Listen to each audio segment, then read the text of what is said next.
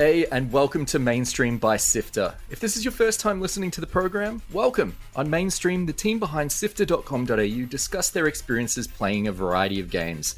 It could be a big AAA action title, something smaller like a micro game or an indie release, retro releases and newly reissued games as well. It's all covered here.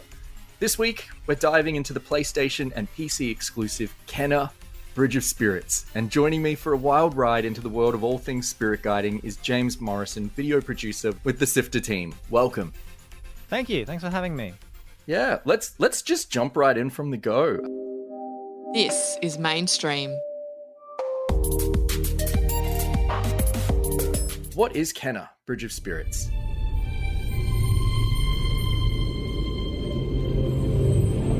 It's the debut game from Ember Lab, who prior to releasing Kena had experience as an animation studio. It's also an action-adventure platformer. It has tight combat, lots of environmental puzzle solving, and a focus on what it would call emotive storytelling. You take the role of Kena, a spirit guide, as she wanders through a forgotten, corrupted forest, bringing life back to damaged lands and helping lost spirits find peace and cross over into the afterlife. You'll also be joined by what I would call weird, hairy minion type things called the Rots.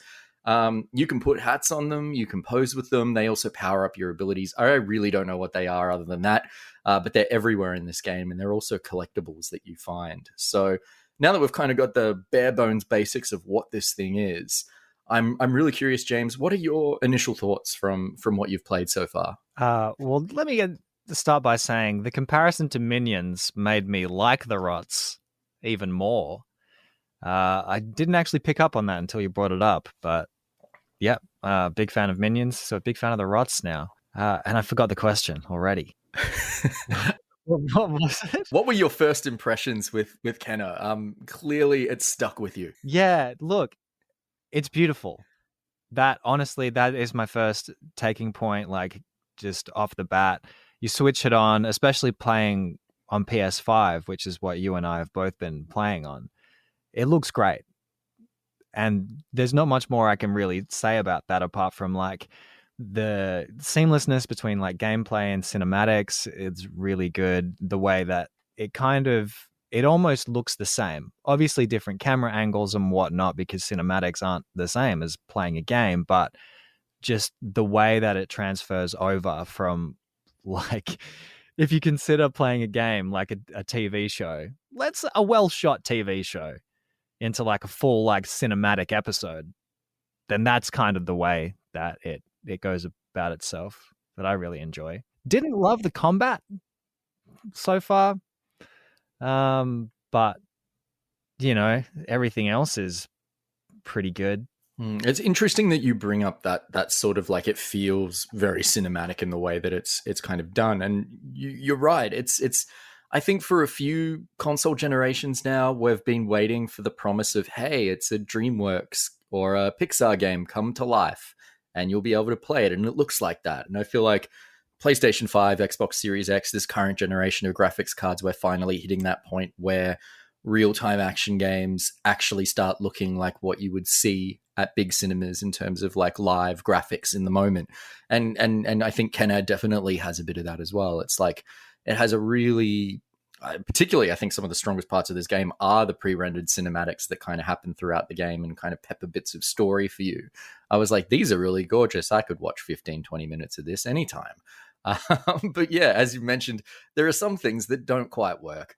So I thought we might jump into like, I guess, kind of the broad strokes of plot, story, and narrative. We're not going to do many spoilers here. So if you are kind of bracing yourself to play Kena, don't worry.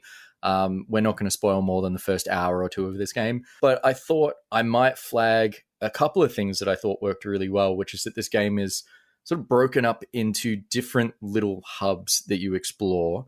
And each one is telling a mini short story based on the spirits that you encounter within those zones and their overarching story. And I thought that was actually handled really well. What did you take away from some of those early moments of like meeting spirits and their stories and how they unfurl?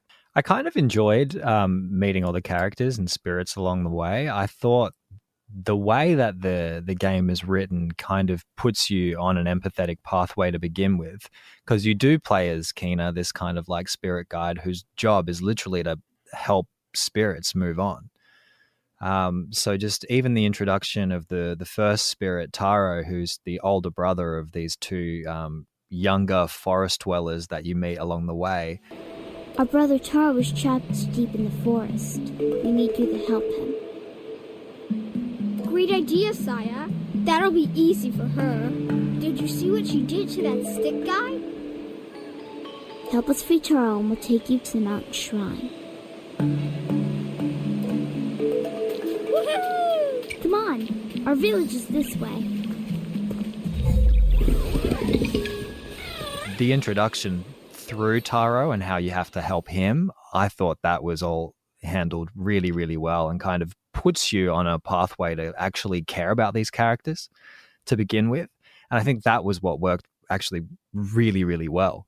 In fact, getting me to care about characters who I don't know or have known for like 2 minutes, I think is something that always grasps me and pulls me into a game or into a story. It's interesting, though, because while that works really strong for characters like Taro or other characters that you might meet later, I kept asking myself, who is Kenna? Like, what's her deal? What's her story, her personality? She has this kind of very dry, almost emotionless voice acting, and it's almost like she's like the background character in all these other stories that are happening. And I think that kind of takes away a little bit for me. It's like, I'm playing this character, but I don't really know much about her. Her motivations are very vague. We start getting an idea of her motivations towards the end of the game, but it still feels very underdeveloped in who she is as a character.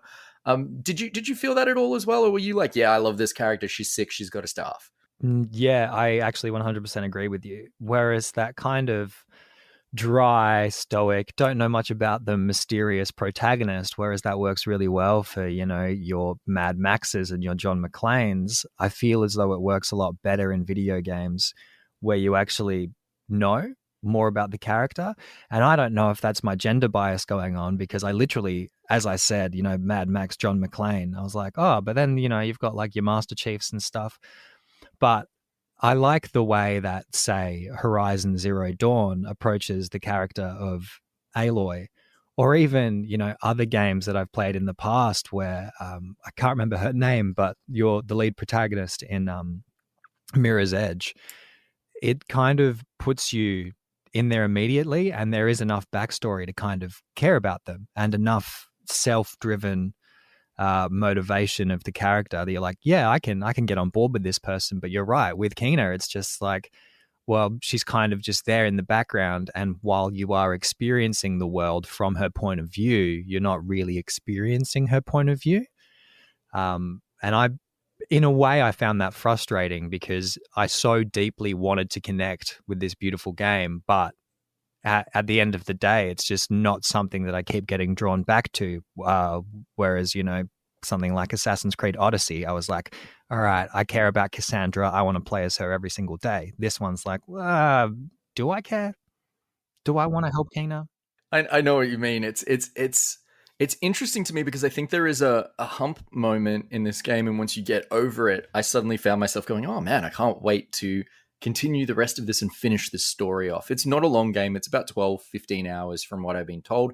I'm at about like the 9-hour mark or so. So I feel like I'm coming up to the very end of the game now. And there definitely was a moment where things flicked for me and the desire to finish and see where the story was going finally kicked in.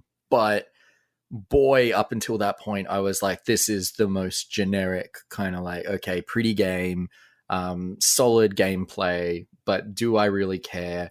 Are the themes really intriguing?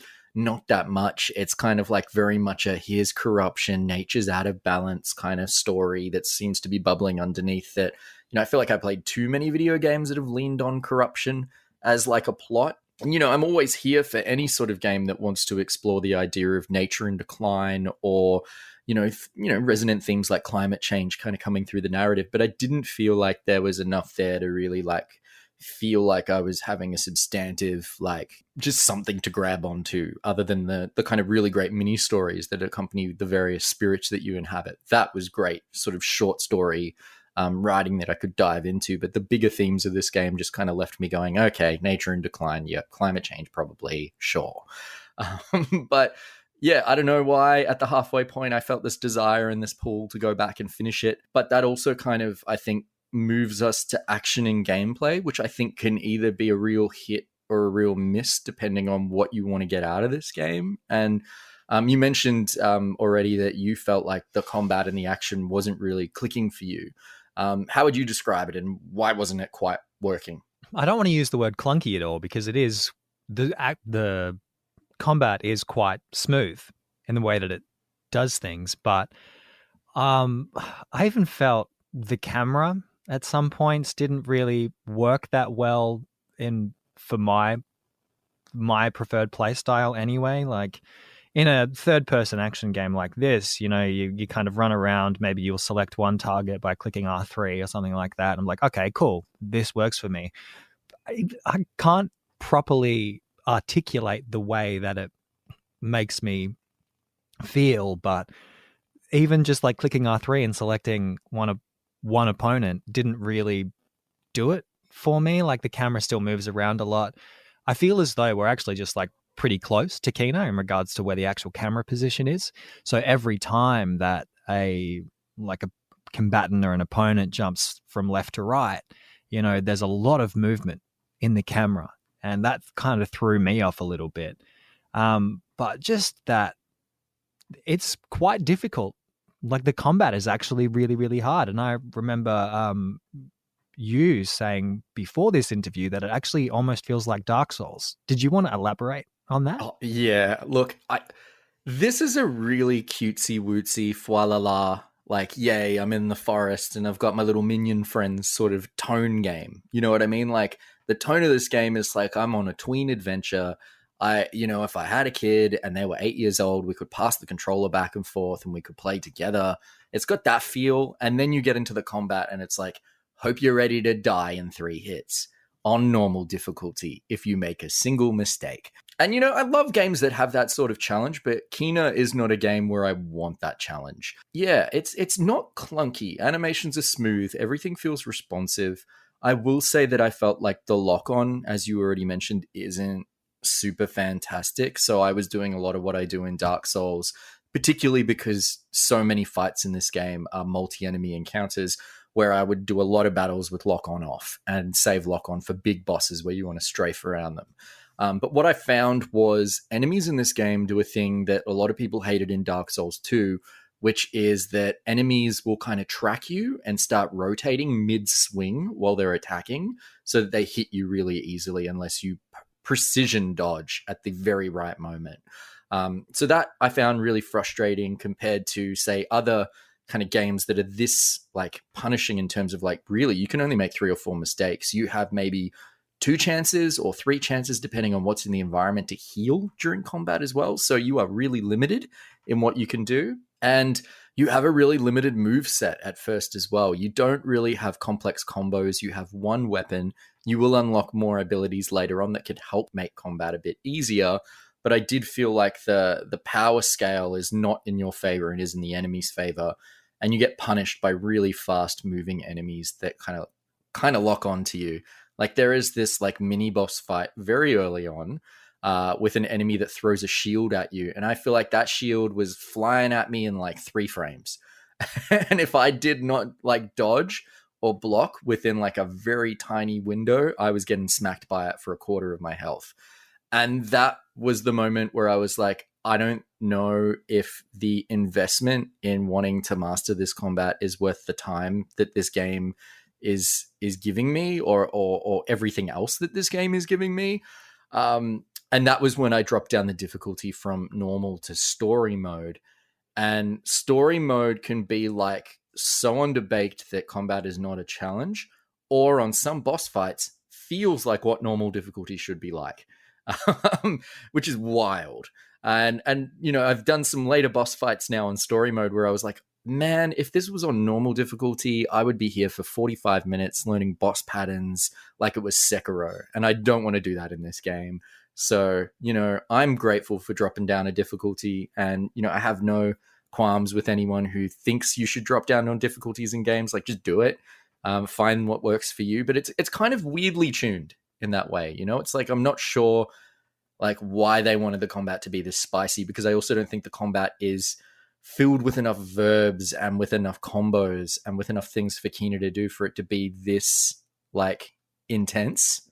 No, I have to 100% agree with you, because even that first boss fight, like 30 minutes in, you go up against this Groot-like tree who turns out just to be like a sub-boss for much of the game further on. Like pretty much almost most fights you go into in the next hour after that have one of these guys in them. It's just that first one on normal difficulty, I was like, man, this is really, really difficult. Because it's not often you go into a game that looks like this and expect you to die in the first boss fight. I mean, I don't associate this game with looking difficult just by, the vibe that it gives off. But I really did enjoy the mental image that was brought up when you mentioned maybe this is a game you can play with like a parent and a child and then pass the controller back and forth. That's pretty cool. I can definitely see this game as kind of something where the kid would get stuck into a story and then, a parent figure will be able to help them through it and play with them with the combat. Which leads me to another point. What is the target audience for this game? Because it does have some adult themes in, spirit guides and everyone's dead pretty much. You're guiding spirits. That's not a spoiler. Like spirits are the essence of someone who was once alive. But what is the target audience? Like, is it for kids or is it for people a bit older, like you or I, or even, older than that? Yeah, I feel like I'm getting something out of it. I mean, like, I'm ancient, I'm over 30, and, like, it's fine. Okay, boomer. No, thanks. Yeah, thank you. Yeah, I am a boomer. Actually, it's geriatric millennial. Thank you very much. That is the bracket that I fit into. The wonderful age where you both remember what a message board was from, like, the early 2000s, but also know how to navigate TikTok. But it is kind of sweet and emotive in a couple of ways that made me go, oh, yeah, this is kind of adorable. This is fine. What I think worked really well for me and like hit me in terms of like audience demographic is just kind of the action, like platforming element of this game, which is, I think, like really fun. Climbing, exploring, environmental puzzles can be really enjoyable to go through. In this game, there are some cool abilities that you get later that allow you to like levitate platforms, and lots of them are timed. And I found all of that to be really fun and kind of like, it scratched that itch that I get when I want to play like a Mario game sometimes, and I just want to enjoy jumping from place to place. And that gameplay felt really, really solid. And it's just a shame that like story difficulty is too easy. Normal difficulty is just tuned up a little bit more than where I want to be in the mindset of a game like this. But the action and platforming is all there for me. I loved stumbling across puzzles and looking for new rots in areas that I found really enjoyable. But, and I don't know if this happened to you, but some of these puzzles suck. And, it is their first game. So I feel like you are going to have stumbling blocks sometimes. But there was one puzzle very early on around a pond. I'm going to go into light spoiler territory here, but essentially you have to kind of light 4 different torches with your bow and arrow. But what you have to do is you have to shoot them in a certain order. And the game's only clue for this is a bunch of candles on some rocks surrounded by all this corruption vine stuff that honestly, there is so much of that stuff in the environment that I walked past it 15 times before I realized that was the hint about what I was meant to do. And it just really annoyed me because they never used that mechanic again ever in the game in terms of like, and it seems to be a moment where everyone gets stuck because I did the classic thing where you Google the puzzle solution because you're annoyed. And it's like the first thing that pops up whenever anyone searches for this game is, how do I solve this damn puzzle? So I don't know if you had any moments like that were frustrating in what was an otherwise pretty good kind of platforming experience. Yeah. I don't know if we're talking about the same thing. I don't think we are, but there's this moment where you're like at a lake where there's this waterfall and you're with these two forest children. And they're like, oh, wow, that old guy's house is so far away. And I was there for about 15 minutes, just like running around, swimming around this pond. And the swimming sucks, by the way, because there's no like speed up option. You're just doing breaststroke the entire way. You can't break out into freestyle. It doesn't exist in this game. But I had no idea what to do.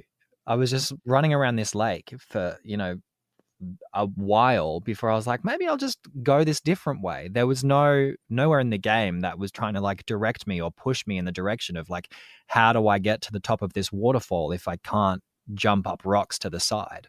It's literally, you kind of almost have to go back the way you came. So instead of going forward, you have to take an extremely sharp left by about, like 120 degrees and then continue back that way, and you end up going around up the waterfall. And I was like, this is ridiculous. I got stuck there too. Yeah.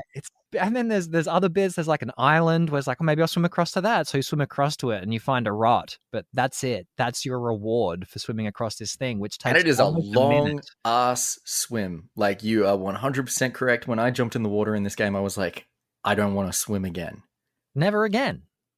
After one and done. It's interesting you bring this up, because I think it also, like, it's another disappointment for me, which is like, you can get lost in this game really easily. And so the game has a map which isn't the most like intuitive map, and it has some fast travel markers which you'll unlock later, which can be a big help. But it uses this mechanic called Spirit Mask, where you get a mask and you can pop it on by using the left digital whatever D-pad button. And then the game swaps from third person to first person. You look through Keena's eyes while she's wearing the mask, and you're meant to kind of see the waypoints that are on your map visually represented where you're looking. And the first thing that happens is you get disorientated because you've swapped from third person to first person. So you have to kind of immediately go, wait, where am I again? And Keena might be like looking in a different direction when she puts the mask on. So you feel lost from where the camera was originally. And then the markers themselves don't feel that intuitive. They'll just be bright and big, and it's hard to kind of figure out how far away they are. Like, are they underground or are they above ground? Like, what is going on? So it just made me miss... I played a lot of Ghost of Tsushima in the last year, and then I replayed it when it came out with the director's cut. And the simplicity of like just like nudging the trackpad and having some wind blow and some animations that gently nudge you in the direction of where you should vaguely head with not fully telling you what to do is so nice. It lets you still be a little bit explorative and find your way. But I just felt like in this game, sometimes I'd be like, I am bloody lost. It happened to me about 4 or 5 times. And yeah, I wonder if it's a case of like, first time game, developing a 3D space. We haven't quite fully worked out how some people intuit these spaces. And it definitely does do that sort of stuff. Like that early lake area, it's really easy to be like, but where do I go now? Do I go in this lake? Do I go over there? Do I swim for 10 minutes to find that rot over there and then have to swim back? It's a bit like that. What about the music and the score in this game?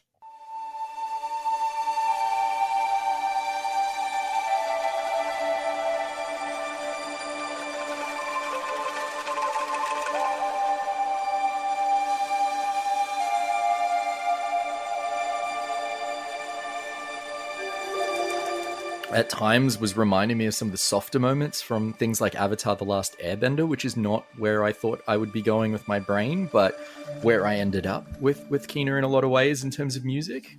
I found myself really enjoying sound design in this game, even just like the weird grunts and sounds that the rots make. It's that perfect sort of minion-y, adorable thing that they do.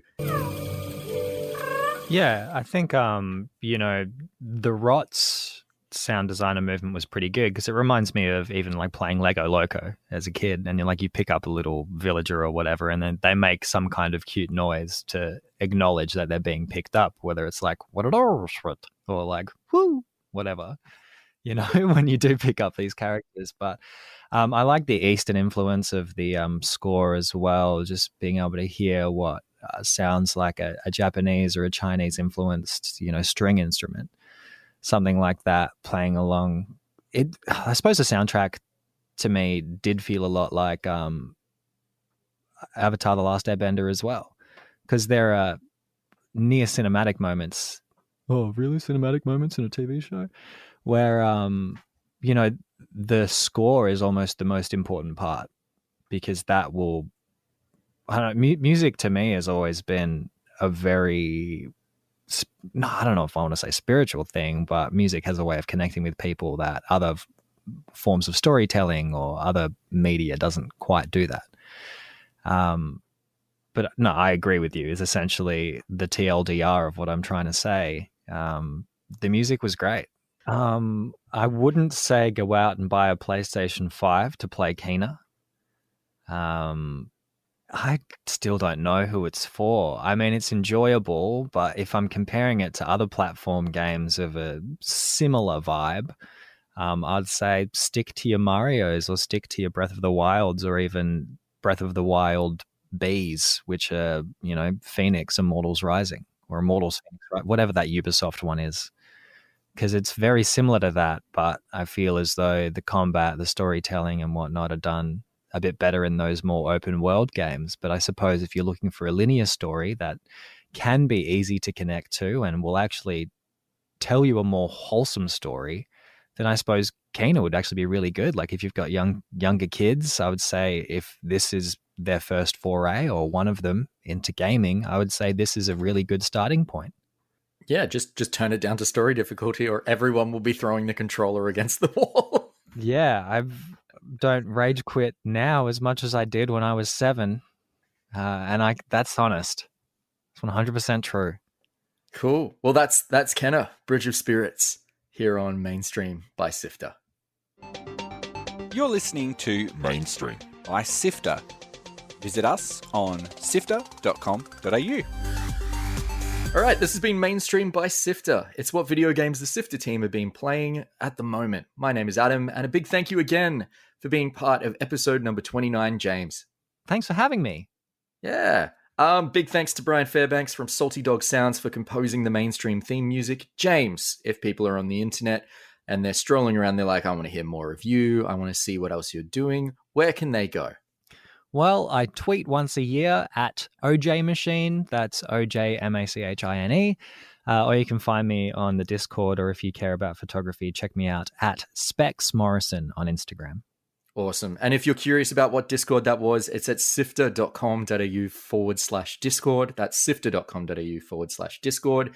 If you're curious about where I am on the internet, I am only on there at the moment as well. I'm taking a brief lockdown-related break from social media because it is doing my head in.